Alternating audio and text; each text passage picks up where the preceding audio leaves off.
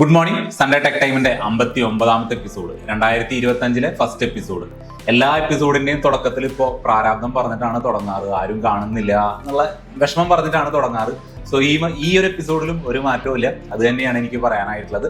ഞാൻ പ്രതീക്ഷിക്കുന്ന ഒരു റിസപ്ഷന്റെ ഒരു പകുതി പോലും കിട്ടുന്നു, പകുതിയല്ല, അതിന്റെ പകുതി പോലും കിട്ടുന്നില്ല എന്നുള്ളതാണ്. ഞാൻ വളരെ ആത്മാർത്ഥത്തോടുകൂടി തന്നെയാണ് ഞാൻ ചെയ്യുന്നത്. മറ്റ് സെഗ്മെന്റുകൾ ഏതിനേക്കാളും, ഓരോ പ്രൊഡക്റ്റിന്റെയും റിവ്യൂ ആണെങ്കിലും ബാക്കി കാര്യങ്ങളൊക്കെ ചെയ്യുന്നതിനേക്കാൾ കൂടുതൽ എൻജോയ് ചെയ്തിട്ടാണ് ഞാനിത് ചെയ്യുന്നത്. കാരണം എനിക്കും ഒരുപാട് അറിവുകൾ ഈ ഒരു സൺഡേ ടെക് ടൈം എന്ന് പറയുന്ന സെഗ്മെന്റ് ചെയ്യുന്നത് വഴി കിട്ടുന്നുണ്ട്. പിന്നെ സങ്കടകരമായിട്ടുള്ള കാര്യം എന്ന് പറഞ്ഞാൽ ഒരുപാട് പ്രഷ്യസ് മൊമെന്റ്സ് എനിക്ക് ഇത് കാരണം മിസ്സായിട്ടുണ്ട്. കാരണം സൺഡേ ഇത് അപ്ലോഡ് ചെയ്യണമെന്നുണ്ടെങ്കിൽ ഞാൻ അറ്റ്ലീസ്റ്റ് സാറ്റർഡേ വൈകിട്ടെങ്കിലും ഞാനിത് റെക്കോർഡ് ചെയ്തേ പറ്റൂ. സോ ഒരുപാട് യാത്രകൾ, ഒരുപാട് ഫംഗ്ഷൻസ്, കാര്യങ്ങളൊക്കെ ഇതിനു വേണ്ടി എനിക്ക് മാറ്റി വെക്കേണ്ടതായിട്ട് വന്നിട്ടുണ്ട്. സോ അതാണ് ഇതിലൊരു വിഷമം എന്ന് പറയുന്നത്. അല്ലെങ്കിൽ പ്രത്യേകിച്ച് ഒരു ചെലവില്ലാത്തൊരു സെഗ്മെന്റാണ് ഈ ഒരു സൺഡേ ടെക് ടൈം എന്ന് പറയുന്നത്. എനിവേ, കയറി വരുന്നു വിചാരിക്കാം. 2025 നമ്മളുടെ ചാനലിൽ ഒരു മിനിമം 10,000 സബ്സ്ക്രൈബേഴ്സെങ്കിലും എത്തണം എന്നുള്ളതാണ് എൻ്റെ ഒരു ആഗ്രഹം. ഓൾമോസ്റ്റ് പാതി വഴിക്ക് എത്തിയിട്ടുണ്ട്, ഇനി അങ്ങോട്ട് വേണം. സോ എല്ലാവരും സബ്സ്ക്രൈബ് ചെയ്ത് സപ്പോർട്ട് ചെയ്യുക, അത്രേ ഉള്ളൂ.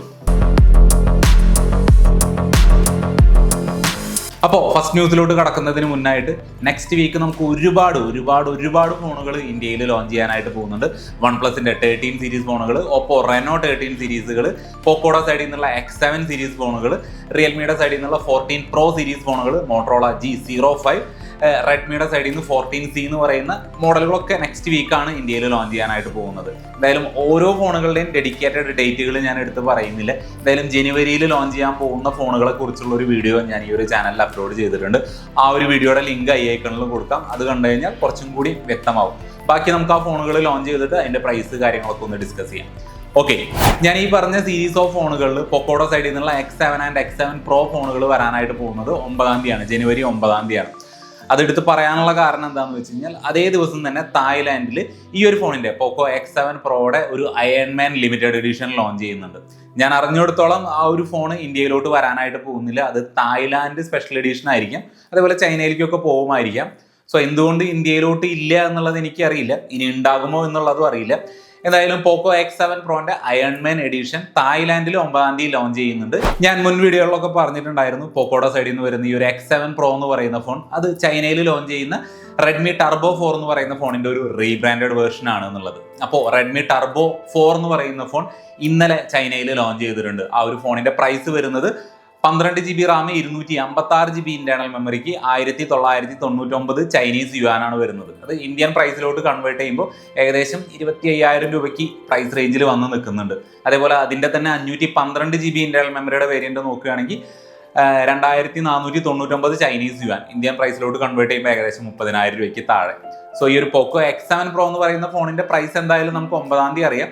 എന്തായാലും ചൈനയിൽ ലോഞ്ച് ചെയ്ത ഇതിന്റെ മറ്റൊരു വേർഷന്റെ പ്രൈസ് ഇങ്ങനെയാണ്. ചൈനയിൽ ഓൾറെഡി ഐക്യൂന്റെ സൈഡിൽ നിന്ന് ടർബോ സീരീസിൽ IQ Z9 ടർബോ പ്ലസ് എന്ന് പറയുന്ന ഫോണുകളൊക്കെ 1-2 മാസം മുന്നേ തന്നെ ലോഞ്ച് ചെയ്തിട്ടുണ്ടായിരുന്നു. ഇപ്പൊ ആ ഒരു ടർബോ സീരീസിലോട്ട് IQ Z9 turbo endurance edition എന്ന് പറയുന്ന മറ്റൊരു വേർഷനും കൂടി ഇന്നലെ ചൈനയിൽ ലോഞ്ച് ചെയ്തിട്ടുണ്ട്. സോ ഈ ഫോണുകളൊക്കെ ഇന്ത്യയിലോട്ട് വരുമോ ഇല്ല എന്നുള്ളത് അറിയില്ല. എന്തായാലും ഈ ഒരു എൻഡ്യൂറൻസ് എഡിഷൻ എന്ന് പറയുന്ന ഫോണിൽ വരുന്നത് സ്നാപ്ഡ്രാഗൺ 8S Gen 3 എന്ന് പറയുന്ന അത്യാവശ്യം കാപ്പബിൾ ആയിട്ടുള്ള ഒരു പവർഫുൾ ആയിട്ടുള്ള ചിപ്സെറ്റ് തന്നെയാണ്. അതുകൂടാതെ 6400 mAh ബാറ്ററിയും കാര്യങ്ങളൊക്കെ വരുന്നുണ്ട്. ചൈനയിൽ ലോഞ്ച് ചെയ്തിട്ടുള്ള പ്രൈസ് INR-ലോട്ട് കൺവേർട്ട് ചെയ്യുമ്പോൾ ഏകദേശം 25,000 രൂപയ്ക്ക് താഴെയൊക്കെയാണ് വരുന്നത്.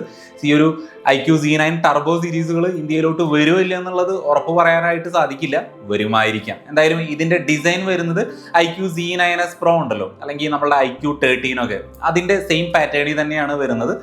So IQ Z9 turbo endurance edition last week ചൈനയിൽ ലോഞ്ച് ചെയ്തിട്ടുണ്ട്. ഇന്ത്യയിലോട്ട് വരുമോ ഇല്ല എന്നുള്ളത് അറിയില്ല. ഓഫ്ലൈനിൽ നിന്ന് ഫോൺ വാങ്ങുന്നവർക്ക്, അതായത് കടയിലൊക്കെ പോയിട്ട് ഫോൺ വാങ്ങുന്നവർക്ക് ഒരു സന്തോഷ വാർത്ത ഉണ്ട്. ജനുവരി മുതൽ IQ ഫോണുകളും കടകളിൽ, ഷോപ്പുകളിൽ ഓഫ്ലൈനായിട്ട് കിട്ടുമെന്ന് പറയുന്നുണ്ട്. സോ ഇതുവരെ IQ 13 അടക്കം മറ്റു ഫോണുകളൊന്നും ഇതുവരെ ഷോപ്പിലോട്ട് വന്നതായിട്ടുള്ള ഒരു അറിവില്ല.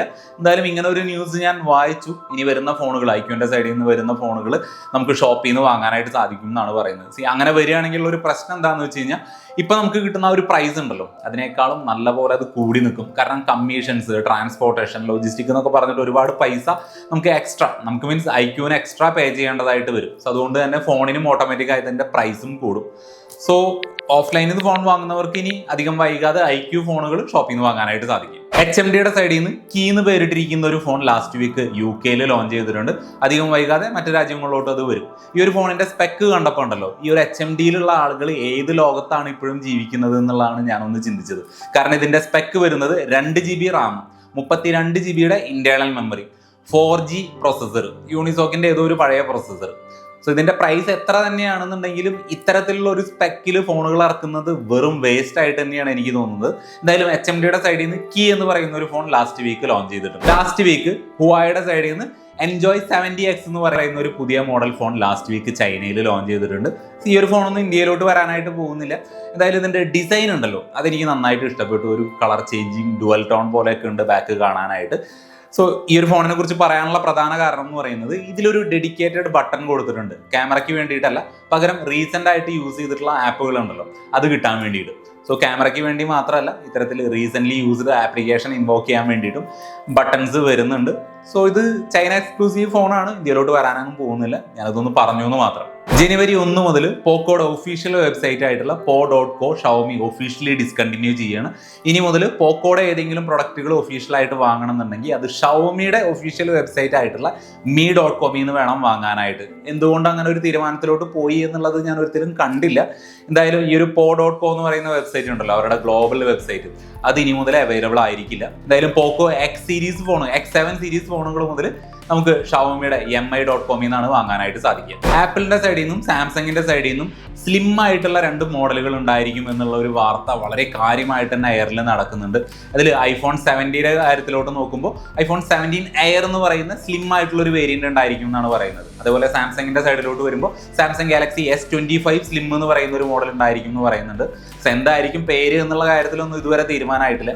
എന്തായാലും ഈ ഒരു ആപ്പിളിന്റെ സൈഡിൽ നിന്ന് വരുന്ന 17 എയർ അല്ലെങ്കിൽ 17 സ്ലിം എന്ന് പറയുന്ന മോഡലിന്റെ തിക്നെസ് 6.25 mm ആയിരിക്കും എന്നാണ് പറയുന്നത്. അതേപോലെ സാംസങ്ങിന്റെ S25 സ്ലിം എന്ന് പറയുന്ന ഫോണിന്റെ തിക്നെസ് 6.50 ആയിരിക്കും എന്നും പറയുന്നുണ്ട്. ഇതൊക്കെ റൂമറുകളാണ് കേട്ടോ. എന്തായാലും അത്രയും കട്ടി കുറഞ്ഞ് വളരെ നൈസ് ആയിട്ടുള്ള, കയ്യിൽ ഹോൾഡ് ചെയ്യുന്നുണ്ടോ എന്ന് പോലും മനസ്സിലാക്കാൻ പറ്റാത്ത രീതിക്കുള്ള ഒരു തിക്നെസ്സിലായിരിക്കും ഈ 2 ഫോണുകളും വരാനായിട്ട് പോകുന്നത്. സോ സാംസങ്ങിന്റെ കാര്യം എന്തായാലും വരും ദിവസങ്ങളിൽ കൂടുതലായിട്ട് അറിയാം. ആപ്പിളിന്റെ കാര്യം അറിയണമെന്നുണ്ടെങ്കിൽ ഇനിയും മാസങ്ങളുണ്ട്. അപ്പൊ ഇനി നമ്മളുടെ അവസാന ന്യൂസ്, കുറച്ച് മുന്നേ ചെയ്ത ഒരു ന്യൂസിൽ നമ്മൾ പറഞ്ഞിട്ടുണ്ടായിരുന്നു ഇന്ത്യൻ ഡൊമസ്റ്റിക് എയർലൈൻസിൽ വൈഫൈ ആക്സസ് ചെയ്യാനുള്ള ഒരു ഓപ്ഷൻ വരുന്നുണ്ട് എന്നുള്ളത്. സോ ജനുവരി 1 മുതൽ എയർ ഇന്ത്യ ഫ്ലൈറ്റിൽ ട്രാവൽ ചെയ്യുന്നവർക്ക് വൈഫൈ ആക്സസ് ചെയ്യാനായിട്ട് സാധിക്കും. തുടക്കത്തിൽ വളരെ സെലക്റ്റഡ് ആയിട്ടുള്ള ഫ്ലൈറ്റിൽ മാത്രമേ അത് അവൈലബിൾ ആയിട്ടുള്ളൂ. വരും ദിവസങ്ങളിൽ കൂടുതലായിട്ട് ആ ഒരു സർവീസ് എക്സ്റ്റെൻഡ് ചെയ്യുന്നതാണ് പറയുന്നത്.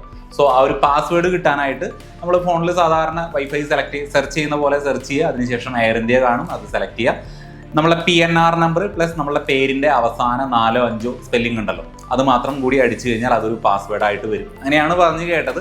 എന്താണ്, ആരാണ് ഇത് ഉപയോഗിച്ചതെന്നുള്ളതിൻ്റെ ഒന്നും റിവ്യൂസോ കാര്യങ്ങളോ ഒന്നും ഇതുവരെ കണ്ടില്ല. സോ ഇങ്ങനെ ഒരു വാർത്ത കേട്ടു. നിങ്ങൾ ആരെങ്കിലും അത് എക്സ്പീരിയൻസ് ചെയ്തിട്ടുണ്ടെങ്കിൽ ആ ഓരോന്ന് കമൻ്റായിട്ട് അറിയിക്കുക. അപ്പോൾ അത്രേ ഉള്ളൂ. അപ്പോൾ ഇത്രയും ന്യൂസുകളാണ് ഈ ഒരാഴ്ചത്തേക്ക് വേണ്ടി ഞാൻ തപ്പിപ്പിടിച്ചത്. അപ്പോൾ അടുത്ത ന്യൂസ് മുതൽ ഈ ഒരു പ്രാരാബ്ദം പറച്ചിലുള്ളത് അവസാനിപ്പിക്കാനായിട്ട് നോക്കാം. അപ്പോൾ തുടക്കത്തിൽ പറഞ്ഞത് ആരും മറക്കണ്ട, നമ്മുടെ ഒരു ടാർഗറ്റ് എന്ന് പറയുന്നത് 2025 10,000 സബ്സ്ക്രൈബേഴ്സ് ആണ്. സോ അതിലെത്താൻ പറ്റുന്ന തന്നെയാണ് എൻ്റെ ഒരു വിശ്വാസം. വേറെ എന്താ, അപ്പോൾ എല്ലാവർക്കും നല്ലൊരു സൺഡേ ആശംസിക്കുന്നു. അടുത്തൊരു വീഡിയോയിൽ വീണ്ടും കാണാം. Good bye.